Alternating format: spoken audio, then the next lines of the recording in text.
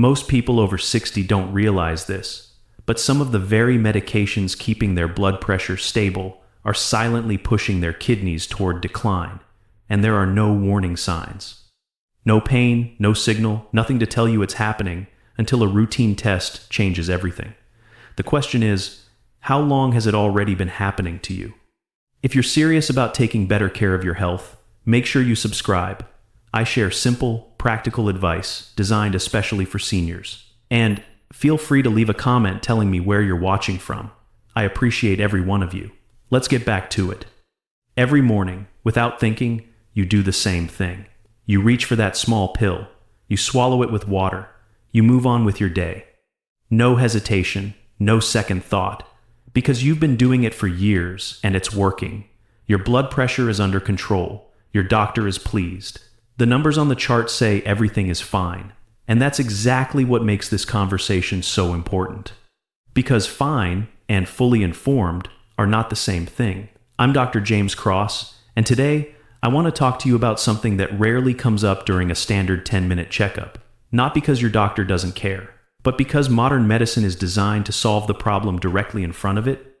Lower the pressure, protect the heart, prevent the stroke.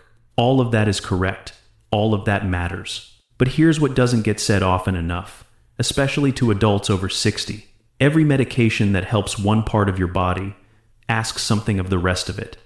And when it comes to certain blood pressure medications, what they quietly ask of your kidneys over months and years is something most people never find out about until a routine blood test tells a story nobody was expecting.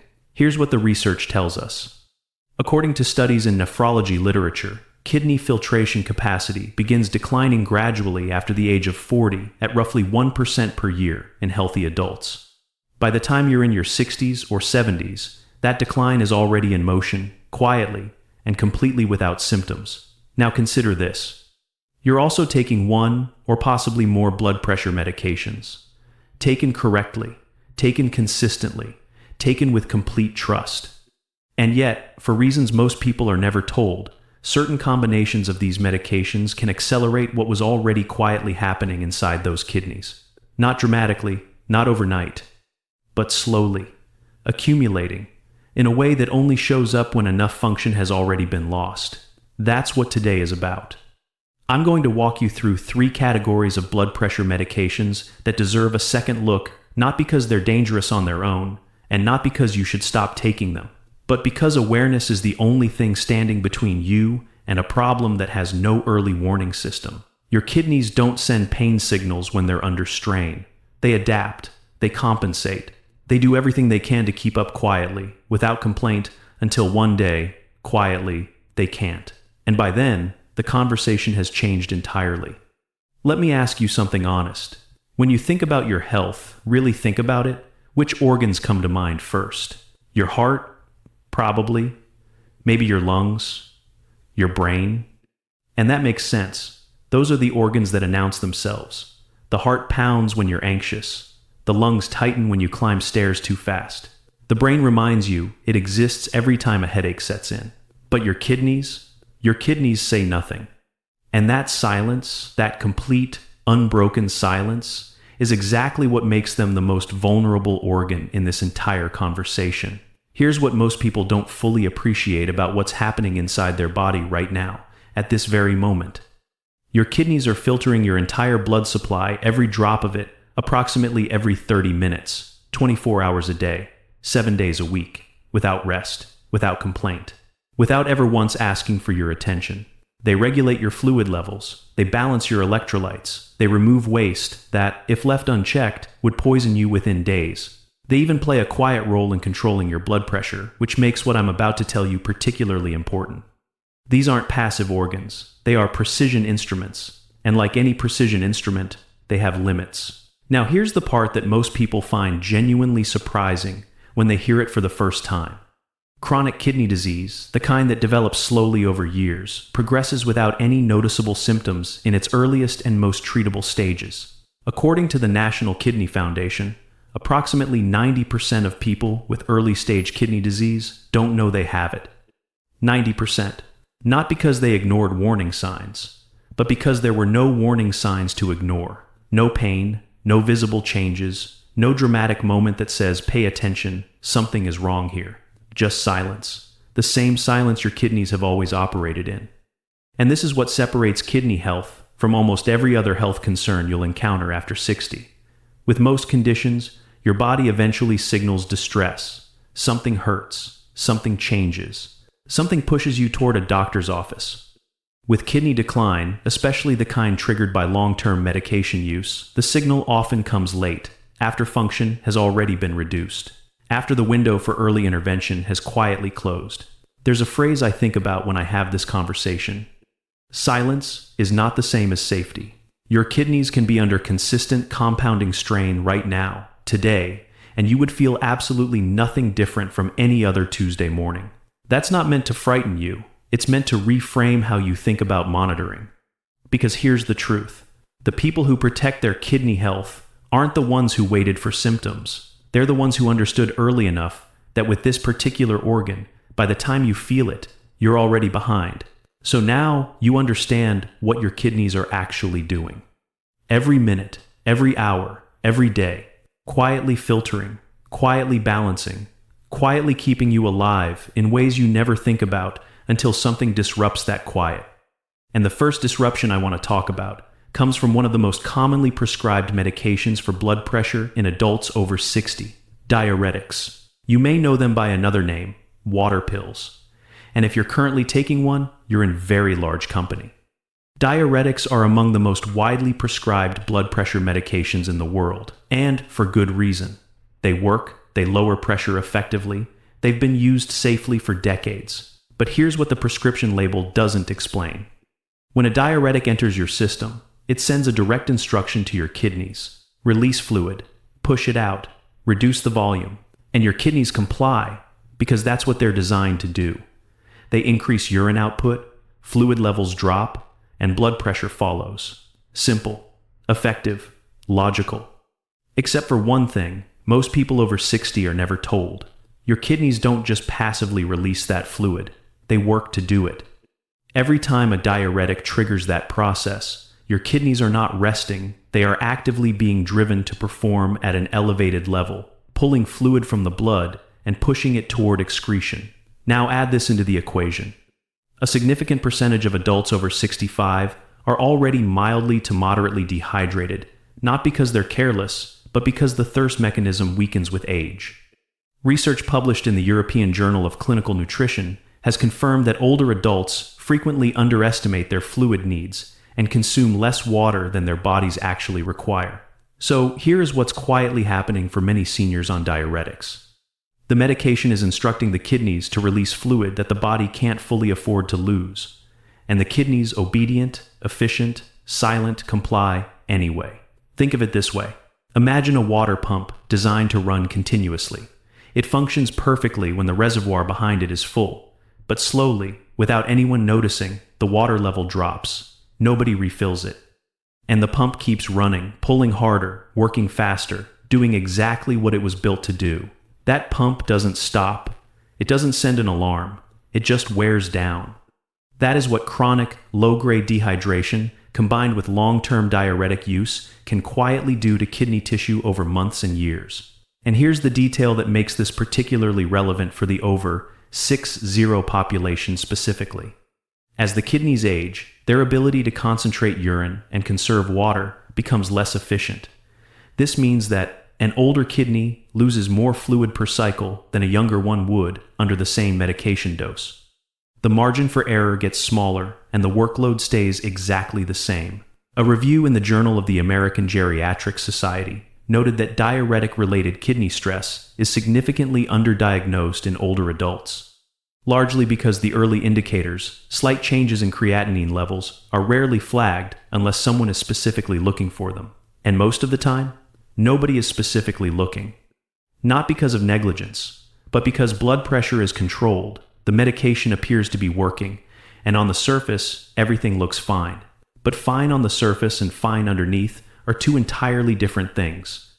And with diuretics, what's happening underneath deserves a much closer look than most people ever give it. So we've established what diuretics do beneath the surface.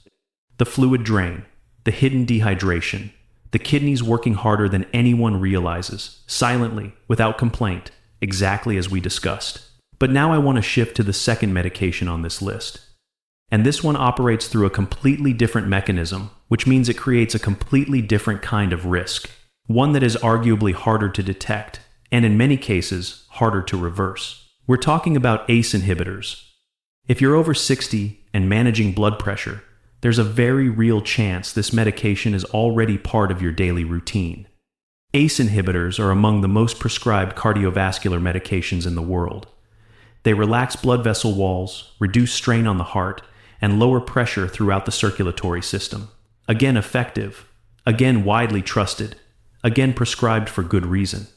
But here's where the story changes. Your kidneys don't just receive blood passively. They regulate the pressure of the blood flowing through them with extraordinary precision because filtration only works within a very specific pressure range. Too high, and the vessels inside the kidney are damaged over time. Too low, and filtration becomes inefficient. Waste stays in the blood longer. The kidneys compensate. They strain. ACE inhibitors reduce pressure throughout the body, including inside the delicate filtration vessels of the kidney itself. For most people, the body adjusts. The kidneys find their new equilibrium. But here's the variable that changes everything. There is a condition common in older adults, and frequently undiagnosed, called renal artery stenosis. It simply means a narrowing of the arteries that deliver blood directly to the kidneys. You won't feel it. There's no symptom, no signal. But it affects a meaningful portion of adults over 60 with cardiovascular disease. Some estimates in nephrology literature suggest prevalence rates between 7 and 20% in this population, depending on underlying risk factors. Now consider what happens in that scenario.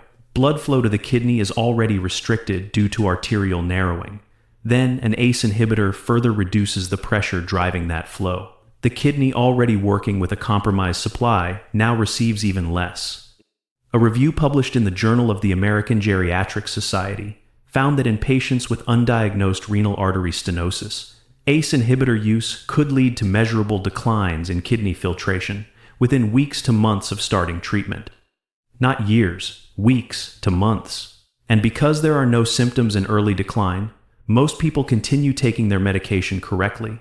Their blood pressure looks controlled, and nobody connects the dots. The kidneys adapt, they compensate, until the compensation starts showing up in a lab result that finally makes someone look closer. That's the pressure shift problem. Not dramatic, not sudden, just a quiet recalibration happening inside an organ that will never once ask you for help.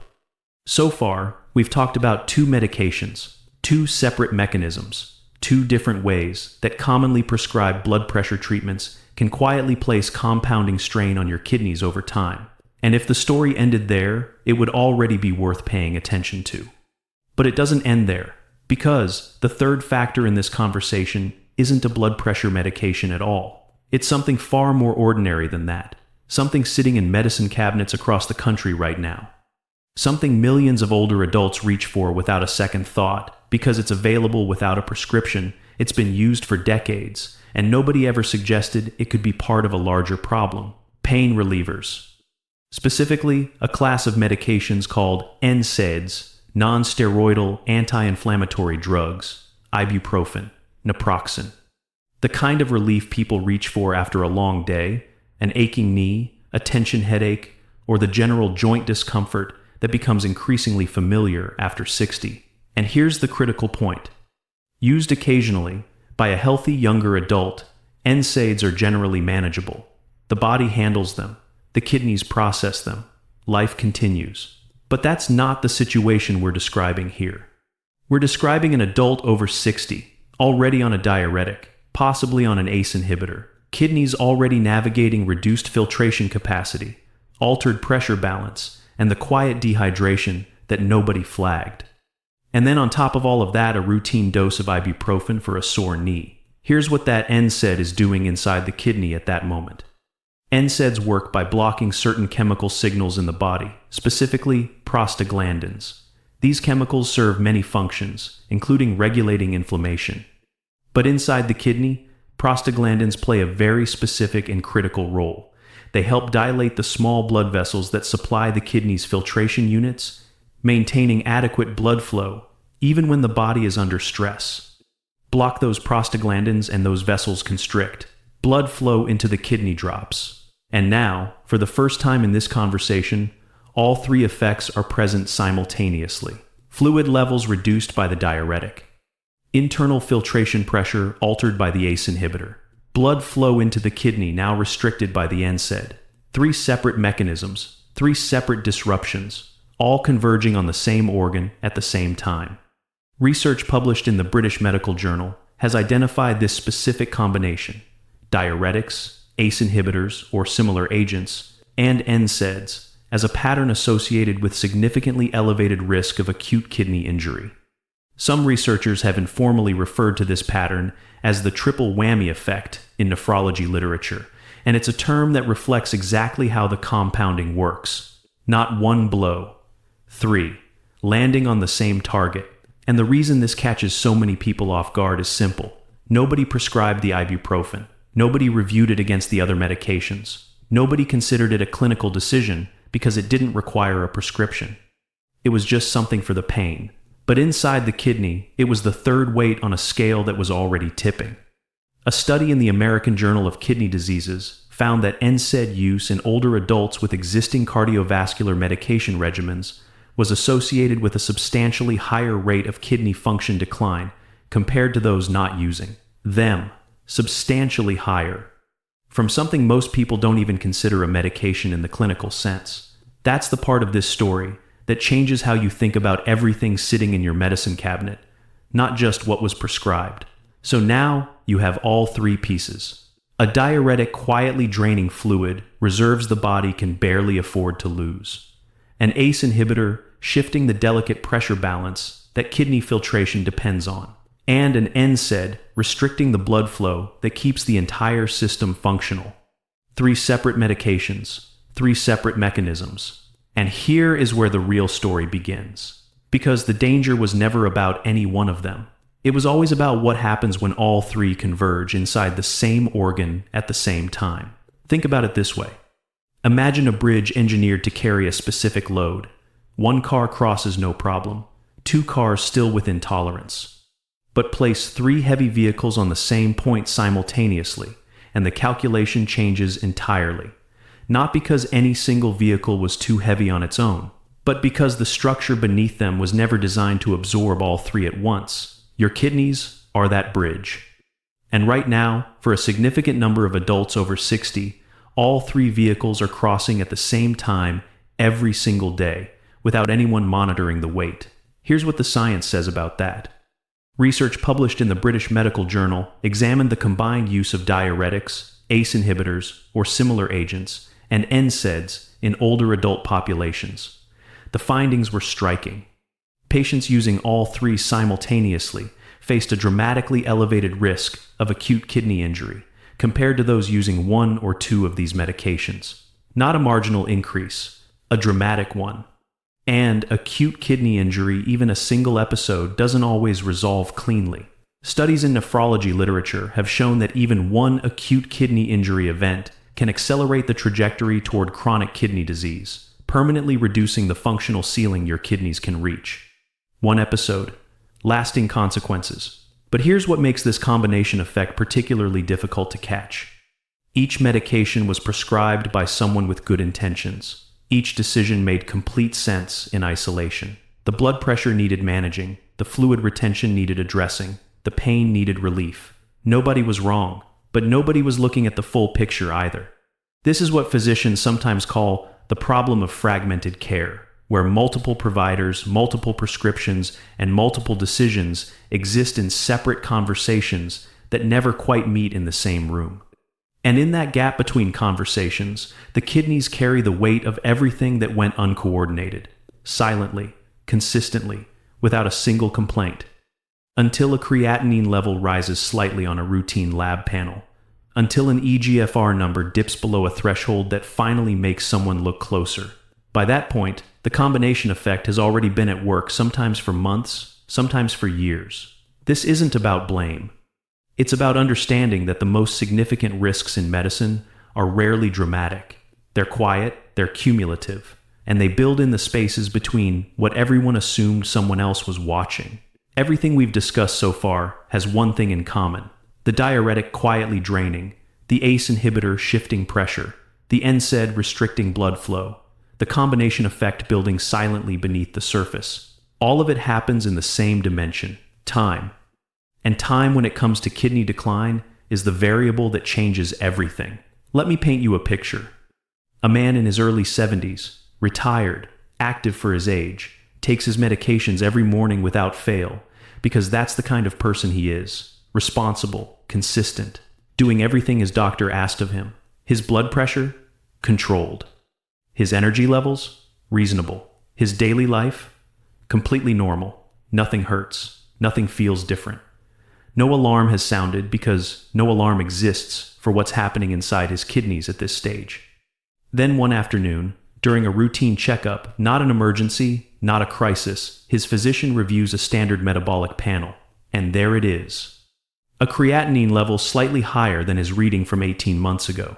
An eGFR, that's the measure of kidney filtration rate, that has quietly drifted downward, not catastrophically, not dramatically, but consistently, in one direction, over time. Nobody caused it deliberately. Nobody missed an obvious sign. The timeline had simply been running quietly, invisibly, while everything on the surface looked perfectly fine. This is not a rare story. Research published in the Clinical Journal of the American Society of Nephrology found that gradual kidney function decline in older adults on multiple cardiovascular medications frequently goes undetected for extended periods. Precisely because the early changes fall within ranges that don't immediately trigger clinical concern. The numbers shift, slowly, just beneath the threshold that would make someone act. And here is what makes that timeline so significant. Kidney function, once lost, does not return.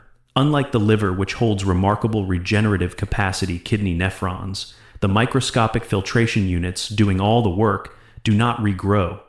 When they're gone, the remaining ones compensate. They work harder, they pick up the load, until there are too few left to compensate adequately. This is why the timeline matters more than most people realize. The difference between catching this early, when the eGFR is at 68, and catching it late, when it has dropped to 45, is not just a number on a chart. It is the difference between intervention and management, between slowing a process and simply watching it.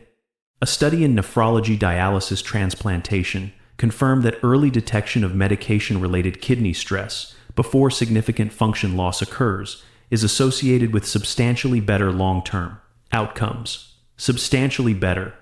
Not slightly, substantially. Which means the most powerful thing you can do right now has nothing to do with changing your medications. It has everything to do with knowing your numbers. Before the timeline gets any longer, so here we are.